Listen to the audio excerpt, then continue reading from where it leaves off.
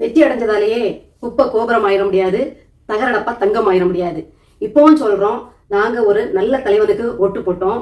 ஒரு நாட்டுக்கு நல்லதையே பேசிய தலைவனுக்கு, ஒரு நாட்டை எப்படி வளப்படுத்துவேன்னு பேசிய தலைவனுக்கு ஓட்டளித்தோம். ஒரு தற்குறிக்கோ முட்டாளுக்கோ மக்கள் நலனை யோசிக்காத ஒருத்தனுக்கு நாங்க போடல. ஒரு அரசியல் தெளிவும் ஒரு அரசியல் பார்வையும் மக்கள் நலனை மட்டுமே கொண்டு நல்ல நல்ல திட்டங்களை அரங்கேற்ற காத்திருந்த ஒரு தலைவனுக்கு ஓட்டு போட்ட புலிக்கூட்டம் அப்படிங்கறதுல எங்களுக்கு பெருமைதான். இப்போ நீங்க எல்லாம் யாருக்கு ஓட்டு போட்டிருக்கீங்க தெரியுமா? அதாவது இந்த சாக்கடையிலேயே புரண்டுகிட்டு இருக்க பன்னி கூட்டம் எல்லாம் சேர்ந்து அதை விட மோசமான சாக்கடையில புரண்டுகிட்டு இருக்க ஒரு பண்ணிய தலைவனாக்குதான் எப்படி இருக்கும்? அது மாதிரிதான் எங்களுக்கு இந்த நடந்த வேலையெல்லாம் பார்க்க தோணுது.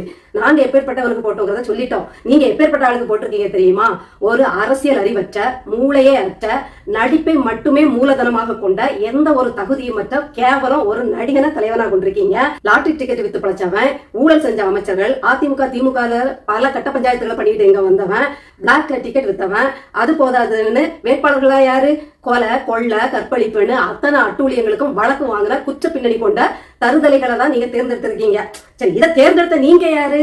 இந்த மூஞ்ச பாக்குறதுக்காக ஓடி போய் பைக்ல விழுறதும், இந்த மூஞ்ச பாக்குறதுக்காக அடுத்தவன் வீட்டு கூரையை பிரிச்சதும், இந்த மூஞ்ச பாக்குறதுக்காக அடுத்தவன் வீட்டு ஓட்டை பிரிச்சு வீட்டை உடைச்சதும், விமான நிலைய பொருட்களை சேதப்படுத்துறதும், அதாவது பொது சொத்துக்களை சேதப்படுத்துறதும், மரத்துக்கு மேல தாவி எகிரி குதிச்சு விழுந்து அதுல 4-5 உயிரை பழி வாங்குனதும், அந்த கூட்ட நெரிசல்ல சிக்கி எவன் செத்தாலும் பரவாயில்ல இந்த மூஞ்ச பார்த்தே ஆகணும்னு 50 பேருக்கு மேல பழி வாங்குன ஒரு கூட்டம் தான்.